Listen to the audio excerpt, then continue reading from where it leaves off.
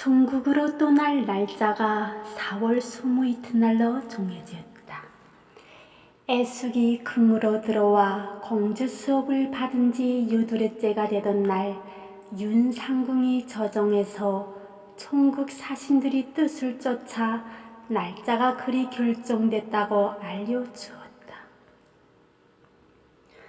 출발할 날을 보름 남겨놓은 그날 애숙은 비로소 본가로 잠시 나왔다.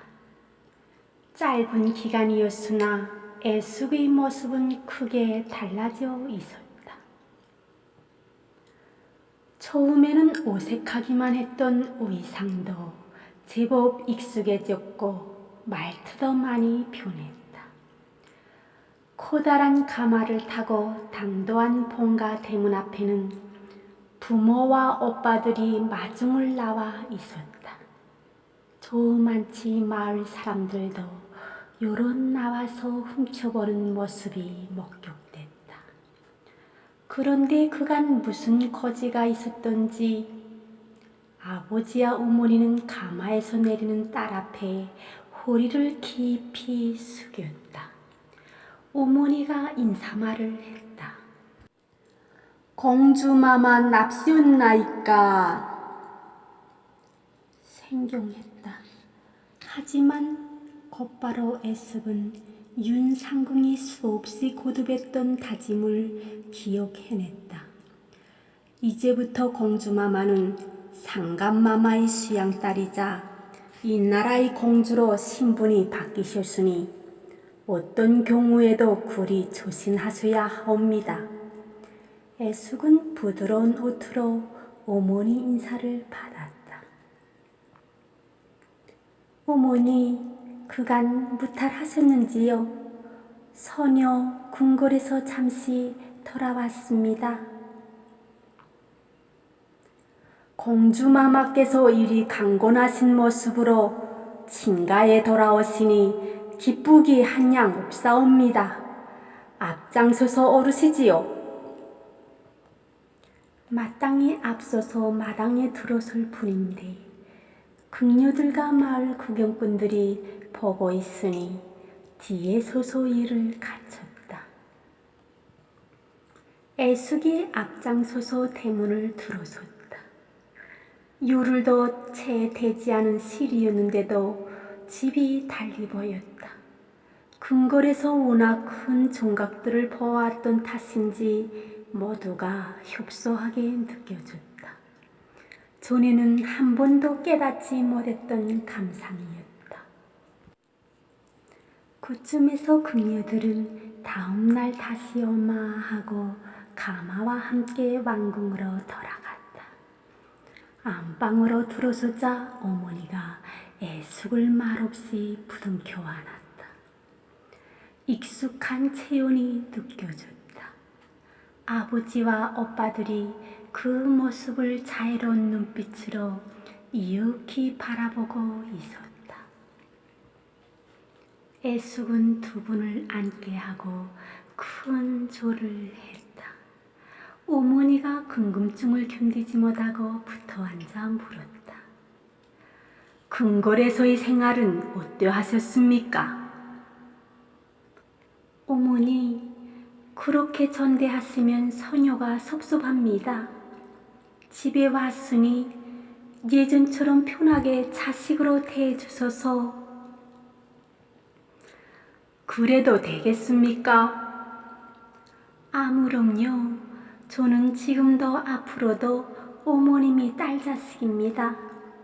궁에서는 짧은 시간에 너무 많은 것을 배워야 하는지라 벅찼지만 나름대로 새로이 깨우친 것이 많았습니다.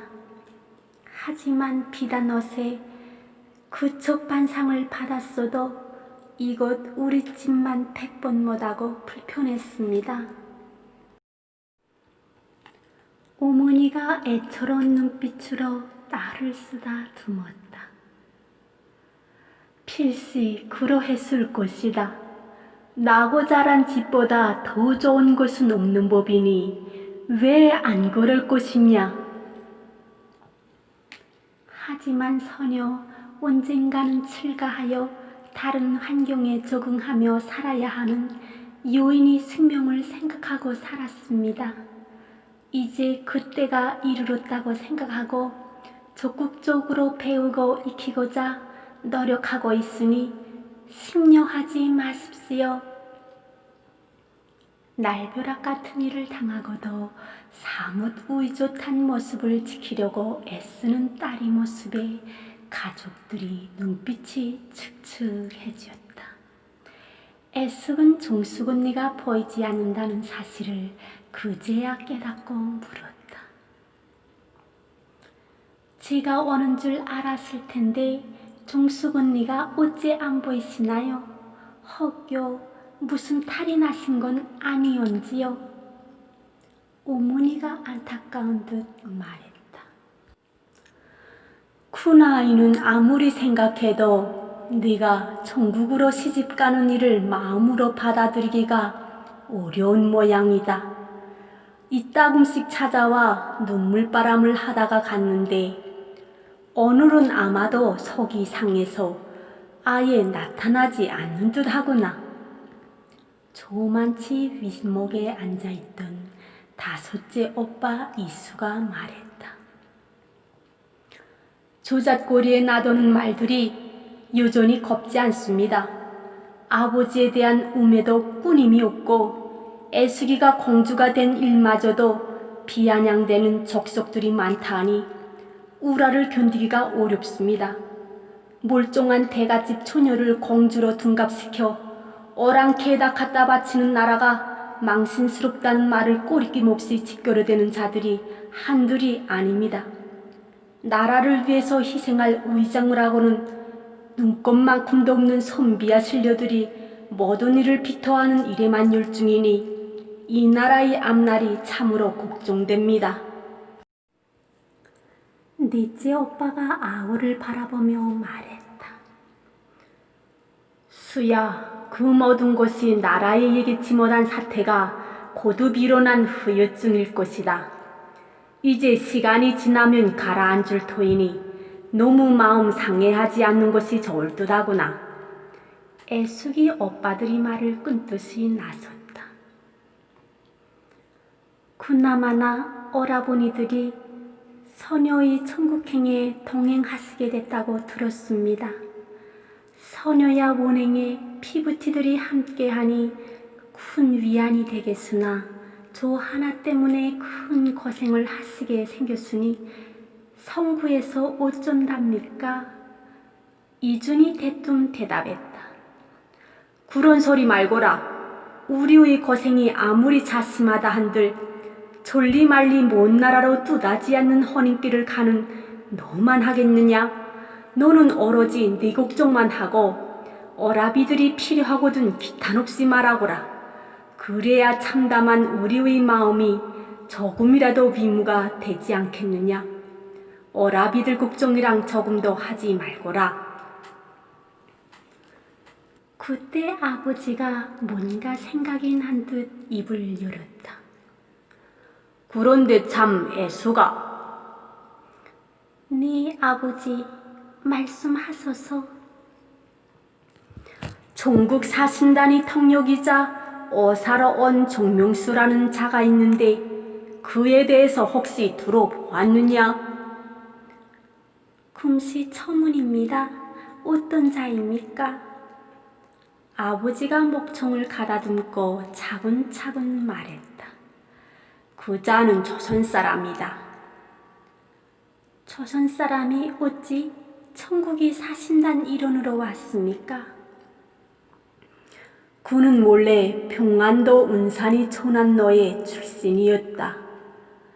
지난 광해군 10년에 명나라가 여동을 침범한 후금을 토벌할 때 출종한 강홍림의 14,000명 군사 중 하나였었다.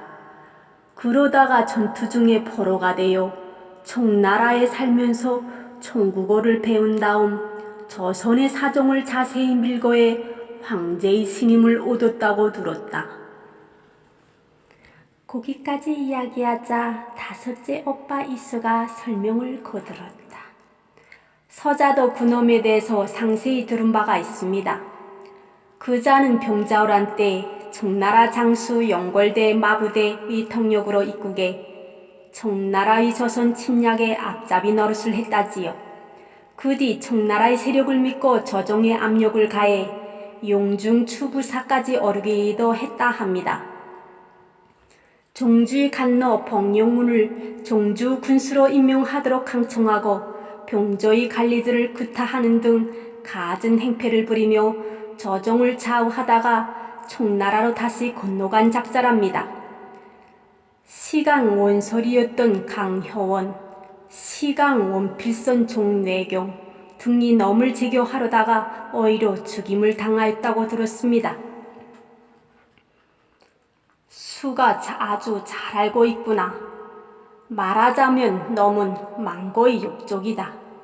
하지만 총국이 스님이 두터운 데다가 교활하기가 둘째까라면 서러워할 작자인지라 각별 주의해야 할 것이다. 그자가 그리 사특합니까? 그렇다. 네가 총국으로 가는 동안 또 그곳에 머무는 동안 경계하고 또 경계해야 할 첫 번째 인사이니 유념하여야 한다. 알겠습니다. 아버지 말씀 가슴에 새기고 늘 살피겠습니다.